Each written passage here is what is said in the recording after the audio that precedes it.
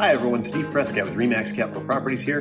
Just wanted to give you kind of a year-end update on the real estate market. Now, as crazy as the year was outside of real estate, it was also crazy in real estate.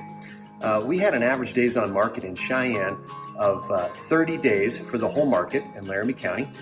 REMAX Capital Properties, for our listings, we actually had an average days on market for 18 days. So we're beating that average by quite a bit. It's a great thing.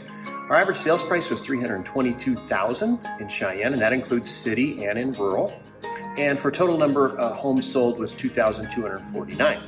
So a really strong market. We had about an 8 to 9% appreciation rate across the board in Cheyenne. So that's great appreciation for you homeowners.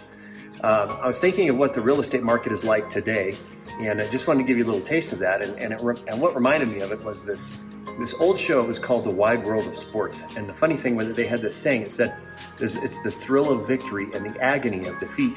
And that reminds me a lot of the real estate market now for home sellers, because we get this thrill of victory. It's an incredible process. We get through it.